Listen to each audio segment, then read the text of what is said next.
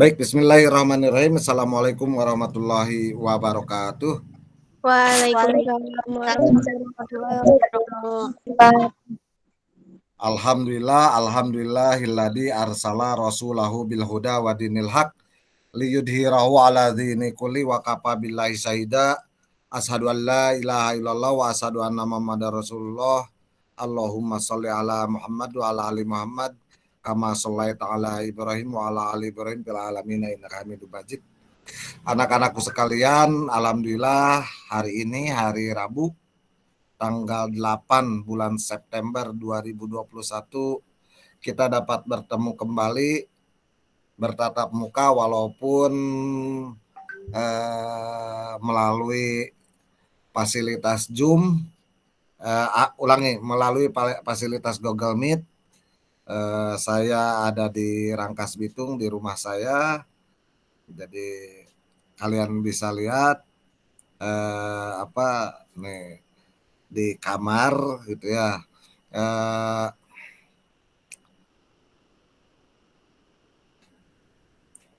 Oke nih di kamar cuma acak-acakan, makanya saya menggunakan background. Backgroundnya langit aja lah biar tidak saru antara yang ganteng di belakang dengan yang aki-aki di depan. Puji dan syukur mari kita panjatkan kehadirat Ilahi Robbi yang mana telah memberikan nikmat kepada kita, nikmat yang tidak terhingga, nikmat yang tidak bisa dihitung. Wa in ta'udzu ni'matallahi la tusuha. Andai kata kita ingin menghitung nikmat yang diberikan oleh Allah, maka kita akan tidak mampu menghitungnya. Sejago-jagonya profesor dalam bidang matematika, ketika disuruh menghitung nikmat yang diberikan oleh Allah, saya yakin tidak akan mampu. Secanggih-canggihnya kalkulator, ketika menghitung nikmat yang datangnya dari Allah, kalkulatornya sudah rusak, nikmat dari Allah masih banyak yang harus dihitungnya. Kemudian andai kata lautan dijadikan tinta untuk menulis nikmat yang datangnya dari Allah, niscaya lautan itu akan habis dan nikmat Allah baru sedikit yang dapat ditulis. Anak-anakku sekalian, itu makanya kita patut bersyukur, patut memuji kepada Allah karena nikmatnya yang begitu besar telah diberikan kepada kita. Sebagai bahan pemikiran kepada kita, berapa kali kita berkedip dalam satu hari, berapa kali kita menikmati adanya alis di atas mata, kemudian adanya bulu mata, kemudian menikmati air mata saja, atau menikmati kita memiliki gigi, mulut, dan lain sebagainya, telinga, daun telinga yang menghadap ke depan, itu adalah sebuah nikmat yang diberikan oleh Allah kepada kita. Berapa kali kita bersyukur atas hal-hal itu? Tentu saja banyak orang yang melewatkan rasa syukur. Rasa syukur telah diberikan nikmat-nikmat tadi kepada kita. Banyak yang melewatkan. Ya Allah, alhamdulillah saya sudah diberikan hidung, telinga yang letaknya pas banget dan cantik, indah dilihat. Begitu. Jadi memang kita patut bersyukur ketika kita memiliki semua apa yang diberikan oleh Allah sebagai karunia nikmatnya. Anak-anakku sekalian, sholawat serta salam mari kita pintakan kepada Allah untuk tetap dicurahkan kepada Nabi kita, Nabi besar Nabi Muhammad SAW, pemimpin akhir zaman, yang menunjukkan kepada kita kepada jalan yang lurus, yang menunjukkan kepada kita kepada siratal mustaqim, yang menunjukkan kepada kita untuk berkehidupan yang baik, yang indah, yang bisa menikmati dua kebahagiaan, satu kebahagiaan dunia, yang kedua kebahagiaan akhirat, atau dibalik boleh, satu kebahagiaan akhirat, yang kedua kebahagiaan dunia. Nah, anak-anakku sekalian, kebahagiaan akhirat ini bisa dicapai dengan apa? Tentunya dengan turut serta ikut mendirikan agama Allah, ikut membangun agama Allah, ikut memperjuangkan agama Allah, dan ikut ikut melaksanakan apa yang diperintahkan oleh Allah dan dicontohkan oleh Nabi Muhammad. Itu, jadi kebahagiaan itu akan dicapai seperti itu. Anak-anakku sekalian, selanjut pembahasannya adalah saya review dulu mata pelajaran yang kemarin sudah dilewat. Sudah terlewat di minggu kemarin, bahwa kemarin saya sudah sampaikan kita wajib menutup aurat karena aurat ini adalah bagian tubuh yang harus ditutupi, yang tidak boleh terlihat oleh lawan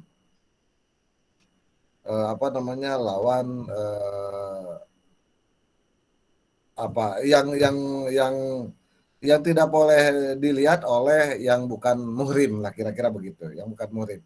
Orang yang diharamkan menikah itu bapak, kakak, itu dipersilahkan, tidak menjadi soal. Nah, kemudian kalau sudah halal menjadi suami boleh. Aurat itu terbuka kepada mereka. Baik, anak-anakku sekalian, minggu kemarin saya sudah menjelaskan bahwa apa sih yang disebut dengan aurat bagi laki-laki, batasannya seperti apa. Bagi laki-laki, batasan aurat itu adalah, dulu ini WA nih main masuk aja deh, klangklung. Batasan aurat bagi laki-laki itu dari mulai pusar sampai dengan lutut. Ketika kalian melaksanakan sholat bagi laki-laki, melaksanakan sholat apabila bagian auratnya sudah tertutup, sah. Gitu ya, sah. Bagi perempuan auratnya lebih luas, hampir seluruh tubuh kecuali telapak tangan. Telapak tangan itu kemarin sudah dijelaskan bahwa telapak tangan itu ini bagian bawahnya maupun bagian atasnya. Nah, sebagian lagi ada yang berpendapat hanya bagian bawahnya saja. Hanya bagian bawahnya saja. Jadi anak-anakku sekalian mau diambil yang mana terserah. Tetapi yang lebih masyhur itu, yang lebih banyak ulama berpendapat itu bagian telapak tangan, yakni bagian bawah dan bagian atas. Itu tidak termasuk aurat. Makanya cukup bagi seorang perempuan itu menutup aurat sampai dengan pergelangan tangan atau sampai dengan mata tangan. Ini mata tangan ya. Nah, yang kedua, batasan bagi seorang perempuan itu adalah yang tidak termasuk aurat itu bagian muka. Wajah itu tidak termasuk aurat, gigi bukan aurat ya.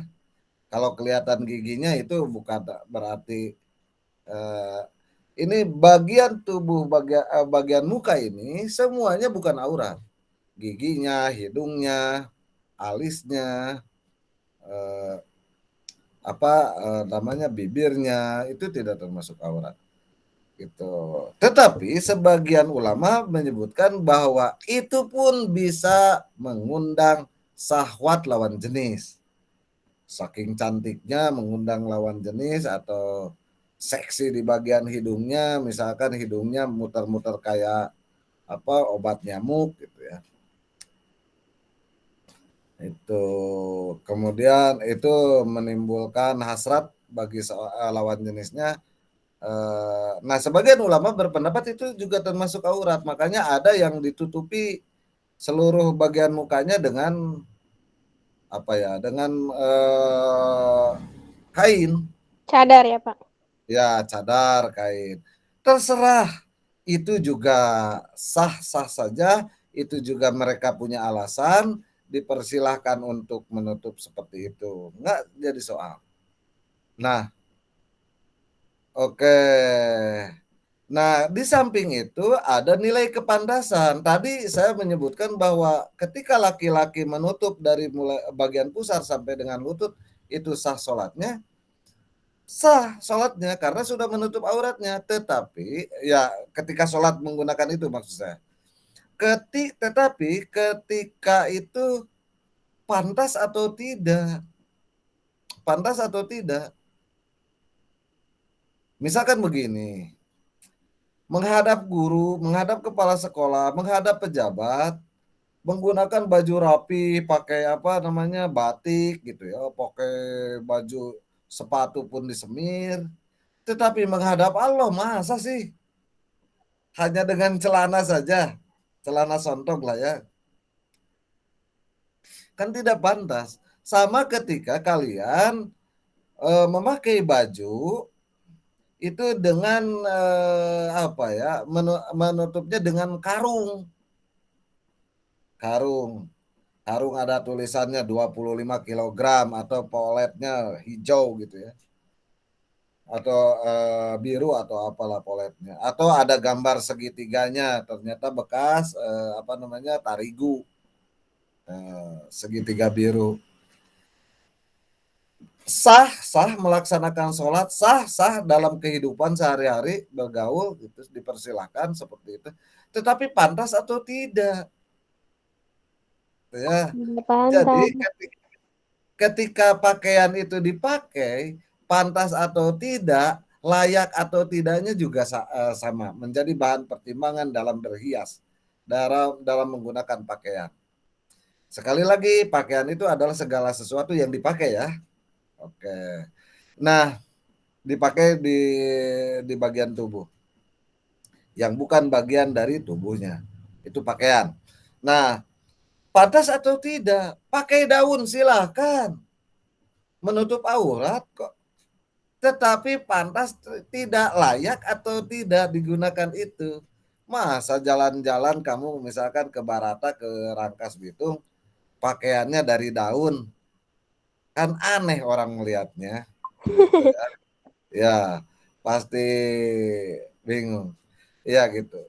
Kemudian laki-laki pantas atau tidak ketika menghadap Allah hanya menggunakan celana celana saja yang menutupi dari apa namanya, dari pusar sampai dengan lutut.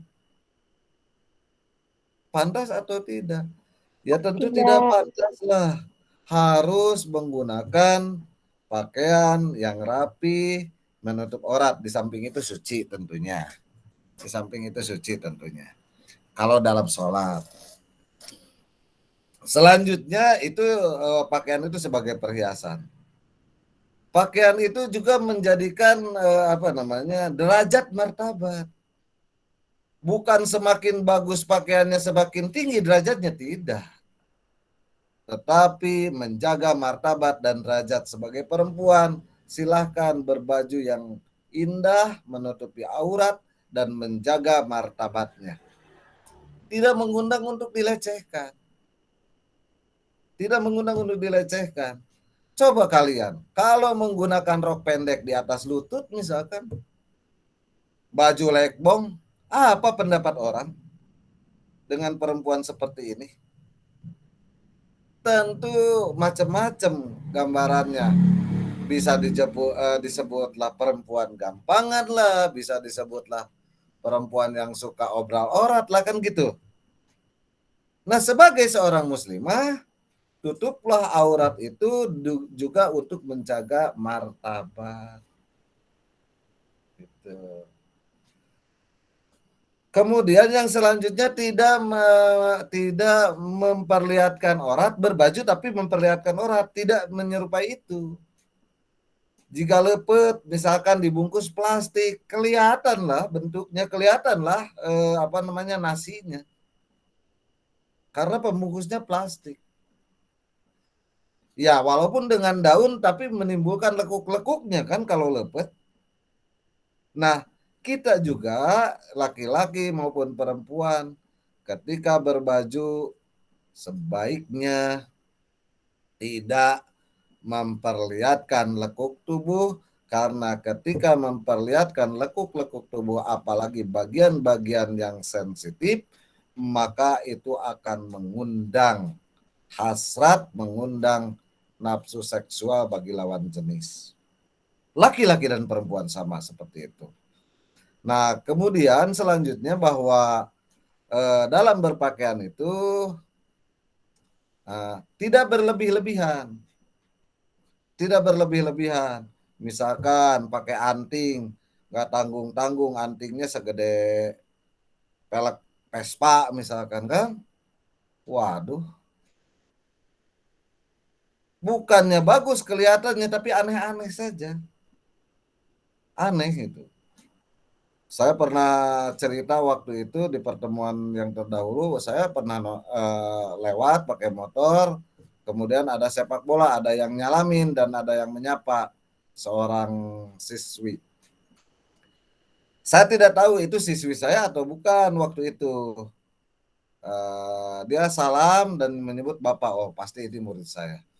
Itu dandanannya berlebihan, lipstik kayak habis gigi kucing gigit tikus gitu ya, merah banget gitu ya. Kemudian di pipinya itu pakai blush on ya, blush on kayak habis digebugin sama bapaknya atau digebugin sama pacarnya, nggak tahu saya. Kemudian lagi pakai pensil alis, di sininya ada biru-birunya, buburicakan biru apalah gitu. Namanya nggak tahu saya, eyeshadow atau apa kategorinya. Nah, kemudian antingnya itu anting dari plastik itu, ada musim dulu itu anting dari plastik. Itu antingnya segede bungkus rokok. Buset gini, antung gitu. Segede segede bungkus rokok. Sebelah di dalamnya persegi, di luarnya bulat. Pusing akan lihatnya. Malah telinganya jadi kejemel gitu ke bawah gitu ya. Itu. Nah, itu maksud saya tidak berlebihan kalau berdandan. Cukup saja sederhana. Kalau untuk keluar itu untuk menjaga diri juga supaya tidak rusak kulitnya, silakan pakai bedak sedikit. Tidak perlu rame-rame kayak apa ya? Kayak siapa ya? Dulu itu ada jengkelin atau jengkelin. Itu. Jadi kayak begitu dandanannya nggak perlu. Jadi takut saya. Ya, sekali lagi, kemanapun kalian sebagai seorang muslimah, jaga martabat kalian dengan cara berpakaian yang rapi, menutup aurat, juga tidak mengundang mengundang untuk nafsu seksual bagi lawan jenis. Ya. Selanjutnya, anak-anakku sekalian, bahwa pakaian itu diperuntukkan juga untuk menjaga kesehatan. Bagian-bagian yang terpenting, alat-alat reproduksi bagi laki-laki ataupun perempuan. Berpakaian yang rapi. Pakai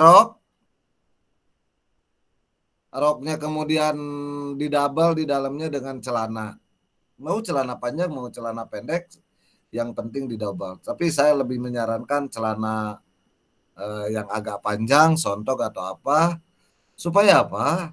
Supaya ketika kita naik motor, ketika kita jalan, debu-debu tidak masuk ke bagian-bagian alat reproduksi kalian. Coba bisa dibayangkan, kalian naik motor menggunakan rok pendek, di dalamnya hanya menggunakan underwear saja. Kemudian kalian naik motor jadi sopirnya atau jadi di belakangnya juga bisa jadi. Itu debu-debu jalan, debu knalpot, mau knalpot bis, mau knalpot truk, mau knalpot motor yang lain di depan. Itu debunya masuk ke bagian-bagian alat reproduksi kalian. Apa yang terjadi? Bisa menimbulkan penyakit. Bisa menimbulkan penyakit. Ya, bisa jadi keputihan bagi perempuan atau laki-laki ya gatal-gatal gitu yang susah diobati. Gitu. Maka dari itu ketika naik motor berpakaianlah dengan rapi, dengan bagus. Tapi jangan berlebihan. Misalkan pakai rok sampai nyapu-nyapu jalan, nggak boleh. Najis nanti terbawa sama bajunya. Ketika roknya panjang sampai nyapu-nyapu jalan, ketika sholat malah roknya tidak dibuka. Padahal itu sudah terkena najis mungkin di jalanan atau apa, tai kucing, tai domba, tai apapun. Nah itu berpakaian anak-anakku sekalian. Saya mengulas pertemuan minggu lalu. Baik, selanjutnya kita masuki materi inti hari ini adalah materi tentang jujur. Ada yang tahu arti jujur? Pak Silakan. izin jawab, Pak. Silakan Tini. Dalam bahasa Arab, kata jujur semakna dengan asidku atau sidik yang berarti benar, nyata, atau berkata benar. Lawan kata ini adalah dusta atau dalam bahasa Arab al-kazibu. Setelah istilah jujur atau asidiku bermakna satu, kesesuaian antara ucapan dan perbuatan, dua, kesesuaian antara informasi dan kenyataan, tiga, ketegasan dan kemantapan hati, dan empat, sesuatu yang baik yang tidak dicampuri kedustaan. Udah, Pak. Sudah. Oke, ada lagi yang punya pendapat lain? Ini yang kemudian membaca bukunya ada di hadapannya atau sedang membuka aplikasi bukunya langsung bisa jawab. Ada yang lain? Silakan. Jujur menurut pandangan kalian bukan buku, silakan. Pak, ada lagi satu, Pak, jujur, Pak. Sok, jujur kacang hijau atau apa? Jujur adalah sikap yang tulus dalam melaksanakan sesuatu yang diamanatkan, baik berupa harta maupun tanggung jawab. Oke, jujur. Ya. Tadi ini ada Sapitri Amelia, Satini Amelia, silakan. Iya, Pak. Kalau Silakan, menurut jujur hati apa? ini mah sama kayak Surtini, jujur itu apa adanya dari hati, tulus, terus dan berkata benar. Sama kayak Surtini, Pak. Berkata benar, berucap benar, berperilaku benar. Oke. Tadi jujur itulah apa adanya ya. Tidak sesuai dengan keadaan. Itu jujur itu begitu. Sidkun kalau dalam bahasa Arabnya, siddiq. Nabi Muhammad memiliki sifat siddiq. Siddiq itu benar, siddiq itu tidak menyembunyikan apa yang diperintahkan oleh Allah. Itu siddiq namanya. Nabi Muhammad tidak pernah menyembunyikan apa yang diperintahkan oleh Allah dan apa yang dilarang oleh Allah. Semuanya disampaikan. Karena Nabi Muhammad itu orang ummi, orang yang tidak bisa baca tulis. Gitu ya. Nah, kejujuran ini adalah sifat yang paling penting bagi manusia untuk berhidup bersama dengan orang lain. Baik itu dalam komunitas terkecil di keluarga, komunitas agak besarnya lagi di lingkungan, komunitas agak besarnya lagi dalam sebuah lingkungan kabupaten, provinsi maupun bernegara dalam dunia juga sama. Oleh karena itu jujur ini adalah pondasi supaya kita mendapat penghargaan dari orang lain. Jujur itu sebuah pondasi juga supaya kita jalan di jalan yang benar. Kejujuran juga merupakan pondasi supaya kita berada dalam berada dalam ridho Allah Subhanahu wa taala. Baik, jujur itu ada beberapa aspek yang harus kejujuran itu harus ada dalam diri kita. Di dalam apa saja? Ya silakan langsung menulis nama ya dengan kelas. Karena ada 2 kelas digabungkan, kalau 1 kelas saya hanya menulis nama saja. Karena 2 kelas jadi menulis nama dan kelas. Dipersilakan. Yang pertama adalah sidik. Sidik itu benar fil qalbi, di dalam hati. Hati kita benar loh. benar tidak pernah berbohong dalam hati. Tetapi hati ini pun harus diejawantahkan dalam bentuk ucapan. Jadi jujur hati, tidak pernah membohongi hati gitu ya. Kemudian di dalam ucapan atau sidik fil hadis atau fil kauli atau gitu ya. Dalam ucapan. Sidik fil hadis atau fil kolbi. Dalam berkata-kata itu benar. Apa yang dia lihat itu yang dia sampaikan, jangan ditambah-tambahin. Apa yang dia rasa itu dia sampaikan, jangan ditambah-tambahin gitu ya. Ditambah-tambahin misalkan begini, Pak Yai galak loh, saya juga takut sama Pak Yai. Emang kamu sudah pernah ketemu dengan Pak Yai? Belum. Orang yang seperti itu namanya nambah-nambahin. Baru katanya dan katanya belum pernah ketemu gitu ya, baru baru hanya berita-berita yang didengar dari orang lain, kila gitu dalam bahasa Arabnya, kila dikatakan, malah kalian sudah memutuskan, benar Pak Yai itu golok. Kata kamu sudah pernah ketemu dengan Pak Yai? Belum. Itu juga kata teman saya. Nah, itu yang begitu itu namanya nambah-nambahin berita, nambah-nambahin. Dan bisa menjadi fitnah ketika kita tidak jujur dengan kenyataan. Yang ketiga adalah asidku fil amal. Asidku fil amal ini rangkumannya nanti dikirimkan di Google Drive yang sudah saya sampaikan linknya. Asidku fil amal, jadi benar dalam berbuat sesuai dengan perintah dan tuntunan Rasul gitu sebagai muslim tuh. Apa amal yang ditunjukkan oleh Rasul tentang saum? Laksanakan. Sidku fil amal. Jangan disembunyi-sembunyikan. Kalau disembunyi-sembunyikan kayak begini. Kamu saum. Nah, kemudian nggak ada orang lain kamu makan. Ketika keluar lagi dari rumah, pura-pura saum lagi. Itu namanya apa ya? Pembohong. Ya, membohongi diri, membohongi orang lain, dan berusaha untuk membohongi Allah. Dan Allah tidak pernah akan bisa dibohongi. Karena Allah melihat. Atau begini, mun lalaki manganjang gitu ya, atau ngapel ya, bahasa Jakartanya ngapel atau apa ya. Kata orang Sajra itu nganjang.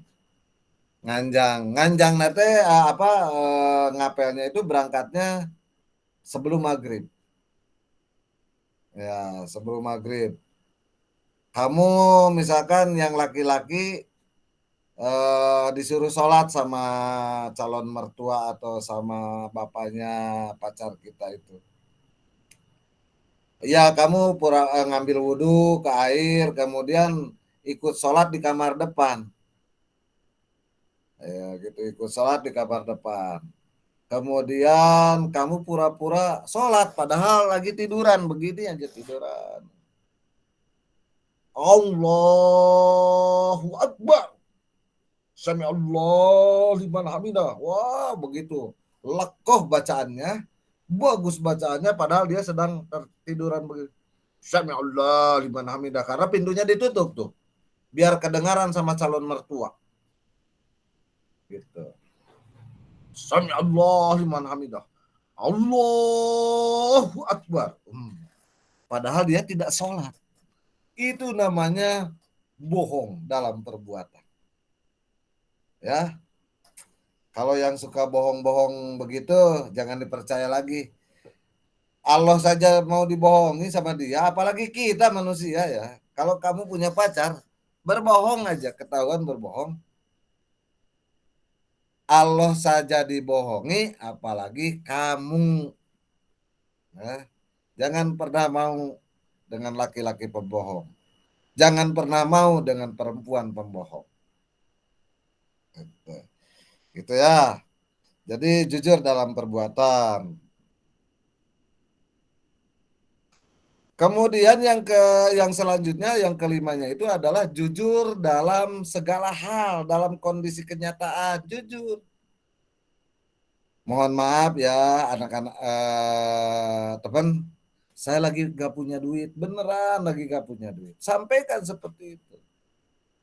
Jangan pura-pura kaya tetapi tidak mampu.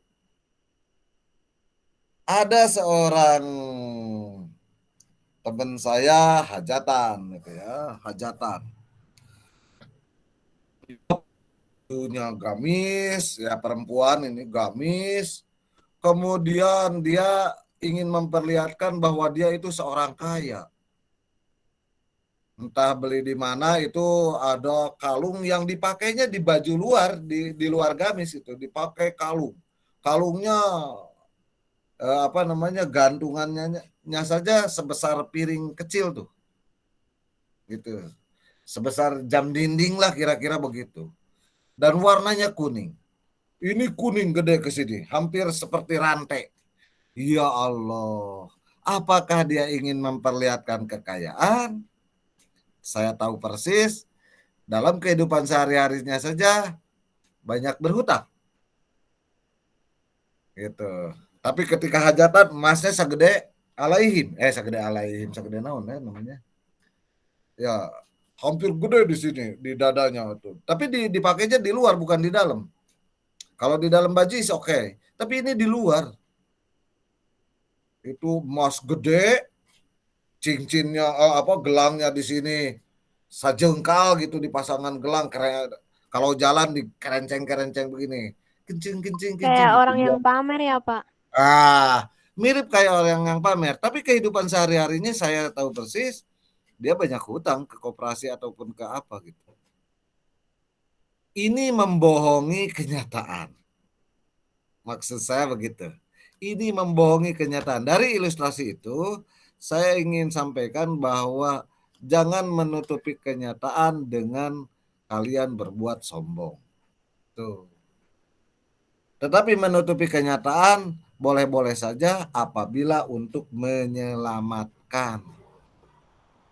Tuh. Misalkan begini, kalian seorang perempuan memakai motor, terus agak sedikit malam lah, jam setengah 7 baru pulang dari Rangkas, atau jam 7 malam baru pulang dari Rangkas. Kalian tutupi kenyataan kalian sebagai seorang perempuan dengan berdandan seperti seorang laki-laki, kerudungnya dimasukin, jadi dimasukin ya ke dalam jaket, kemudian pakai helm yang pulpis, pakai celana panjang yang tidak seperti celana panjang perempuan, pakai sepatu yang tidak seperti sepatu perempuan. Maka kalian akan kelihatan dari belakang, dari depan itu seorang laki-laki. Itu untuk menyelamatkan is oke.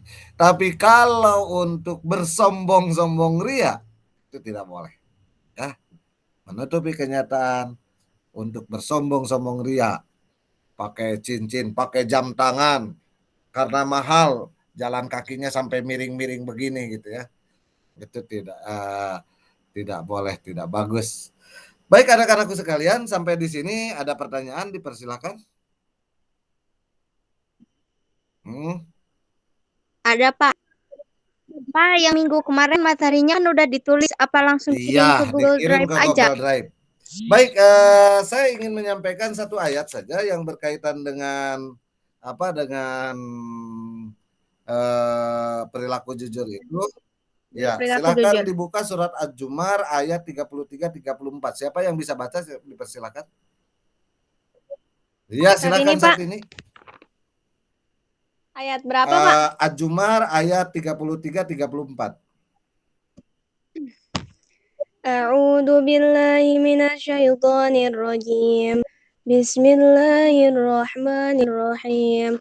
Walladzi jaa'a bis-sidqi wa saddaqa bihi ulaika humul muttaqun. Lahum ma yasha'una 'inda rabbihim. Dzalika jazaa'ul muhsinin. Shadaqallahul adzim. Baik. Siapa yang ingin membacakan artinya? Jangan saat ini lagi. Yang lain? Agil atau siapa? Lina? Lina. Tadi siapa? Lina TIK ya? Nabil? Ini mendengarkan atau memang hanya on in Google Meet? Mendengarkan, Pak. Mendengarkan. Silakan Nabil, artinya Nabil. Ada bukunya kan? Ad-Zumar ayat Ayat 33 34.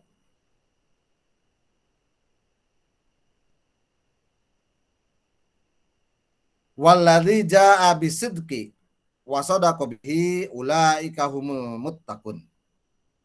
Pak, saya mau baca artinya, Pak. Silahkan. Artinya, yang ayat 33 dulu ya, Pak. Ya. Artinya, dan orang yang membawa kebenaran Muhammad dan orang yang membenarkannya, mereka itulah orang-orang yang bertakwa. Oke, Quran surat satu dulu. Ya. Oke, satu dulu. Bahwa orang yang membawa kebenaran datangnya dari adalah Al-Quran ini kepada Nabi Muhammad. Kitabnya kepada Nabi Muhammad. Walladzi jaa'a bisidqi, dan yang membawa kebenaran yakni Muhammad ya di situ. Walladzina sadaku ya. Walladzina sadaqo. Walladzina sadaqo, karena ada tasdid di situ, maka artinya adalah yang membenarkan. Bihi, kepada Nabi Muhammad, kepada yang didatangkan oleh Nabi Muhammad, ya di kebenaran itu. Ulaika humul muttaqun, adalah dia orang yang takwa. Sekali lagi, salah satu kejujuran itu adalah menandakan bahwa dia orang yang takwa. Orang yang takwa, karena ketakwaan itu selalu begini, sama dengan keimanan. Yazidu wa yankusu, tidak tetap, kadang berkurang, kadang bertambah ketakwaan itu. Oleh karena itu, anak-anakku sekalian, ketika kita membenarkan apa yang diajarkan oleh Nabi Muhammad, apa yang disampaikan oleh Nabi Muhammad, baik itu berupa yang terdapat di dalam Al-Quran maupun di dalam sunnahnya, hadis-hadisnya yang sahih tentunya, yang matanya tersambung kepada Nabi Muhammad, yang sanadnya tersambung kepada Nabi Muhammad, dan matannya pun mutawatir, baik itu mutawatir lafzi maupun mutawatir makna. Maka orang itu termasuk orang yang takwa. Melaksanakan sholat sesuai dengan tuntunan Nabi Muhammad, melaksanakan zakat sesuai dengan tuntunan Nabi Muhammad, bahkan belajar bergaul, berpikir sesuai dengan tuntunan Nabi Muhammad, maka orang itu termasuk orang yang takwa. Betapa luar biasanya seorang Nabi Muhammad. Dia begitu jujur menyampaikan apa yang datang dari Allah, walaupun dia tidak bisa baca dan tulis. Salah satu contoh, Nabi Muhammad pernah menyampaikan bahwa di sebuah lautan itu ada bertemu dua lautan yang berbeda. Yang satu keruh, yang satu bening lah, bisa jadi begitu. Dan ini bisa dibuktikan, itu 1400 tahun yang lampau, Nabi Muhammad yang tinggal di gurun, yang tinggal di kota Mekah dan Madinah, yang jauh dari laut. Kapan Nabi Muhammad bepergian melaut? Tidak diceritakan Nabi Muhammad bepergian melaut. Tetapi beliau menyampaikan ayat Al-Quran yang membahas tentang sebuah lautan yang airnya berbeda, yang bertemu dua sisinya lautan itu. Ini bisa dilihat di YouTube lah, kalian bisa melihatnya di YouTube.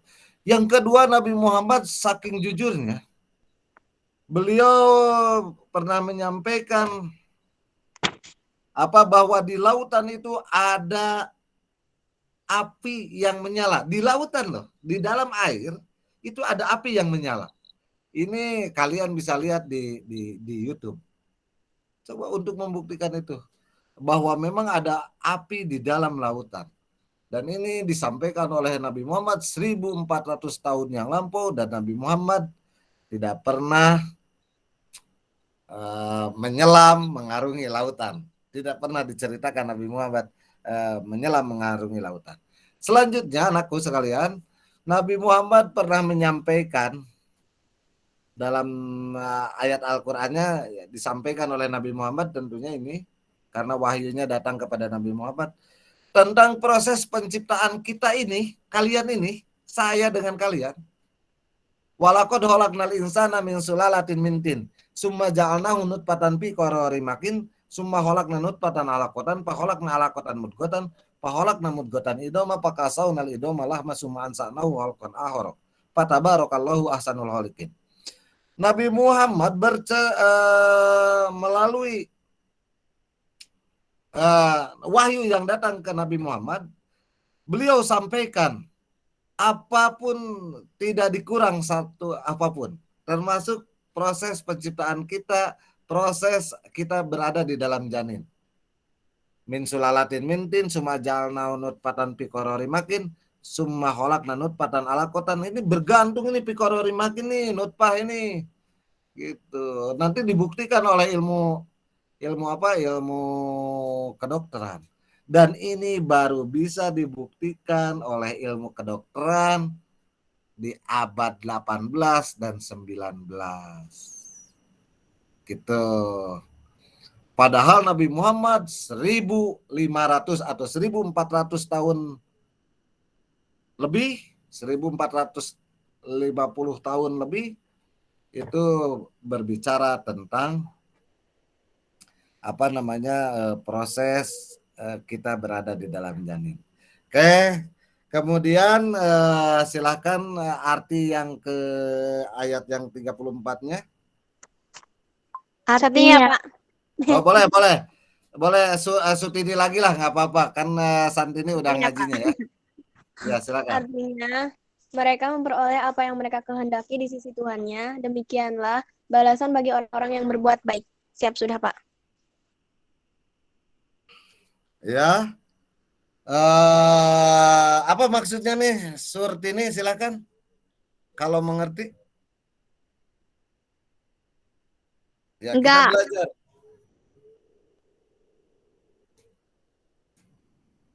Ya.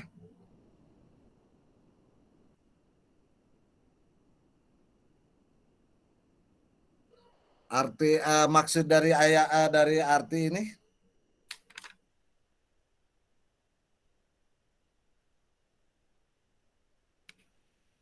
Walahum, dan bagi mereka. Ya.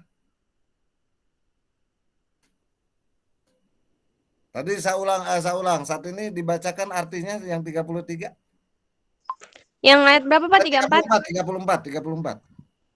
Mereka memperoleh apa yang mereka kehendaki di sisi Tuhannya. Demikianlah balasan bagi orang-orang yang berbuat baik. Walahum, dan bagi mereka ma yasauna, apa-apa yang mereka inginkan. Mir inda rabbihim, di sisi Tuhannya. Dzalika, hal itu, jazau, menjadi balasan al-muhsinin, bagi orang-orang yang selalu berbuat hasan, berbuat muhsin, atau orang-orang yang selalu berbuat baik. Jadi orang-orang yang takwa, orang-orang yang membenarkan kesidikan Nabi Muhammad itu adalah orang-orang yang akan mendapatkan balasan yang terbaik dari Allah. balasan orang-orang yang mendapat balasan yang terbaik dari Allah kepada orang-orang itu. Dan digolongkan orang-orang itu menjadi orang-orang muhsinin. Artinya orang yang selalu berbuat baik. Sekali lagi, ketika kita membenarkan Allah itu satu, tidak beranak dan tidak diperanakan, dan Nabi Muhammad adalah utusan Allah, maka kita sudah meletakkan diri kepada orang yang akan mendapatkan balasan yang terbaik dari Allah. Jangan disandingkan Allah dengan Tuhan-Tuhan yang lain, dipersamakan dengan Tuhan-Tuhan yang lain. Misalkan ada orang-orang tertentu menyamakan Tuhan Allah dengan Tuhannya, karena sama-sama satu, sama-sama pencipta langit dan bumi. Nama Allah itu sudah terstempel, terpatri, terpaku sejak Nabi Adam, atau sejak alam ini belum ada sampai alam ini hancur di kemudian hari. Artinya nama Allah itu ada sebagaimana Allahnya ada, tidak ada yang mengadakan, sampai dengan nama Allah itu ketika alam semesta ini hancur, Allah tetap ada dan nama Allah itu tetap Allah. Itu saja mungkin pertemuan kali ini. Az-Zumar ayat 33-34 silakan dihafal videonya, jangan lupa dikirim di drive, Google Drive yang sudah saya kasihkan linknya. Nanti akan saya Bapak mohon tonton. maaf Bapak. Ya. Yang satu ini mah kan udah banyak teh ngirim di Google Drive, tapi muter aja Pak, udah beberapa hari. Oh, muter. Ya. Mungkin sinyalnya nanti kalau ada ini kalau kebagian ke sekolah ya Tini ya. Kamu Iya, Pak. mungkin dapat sinyal yang agak kuat ya. Tini di mana emang rumahnya, Tin? Di Cipayit, Pak. Tapi alhamdulillah WiFi lancar, Pak.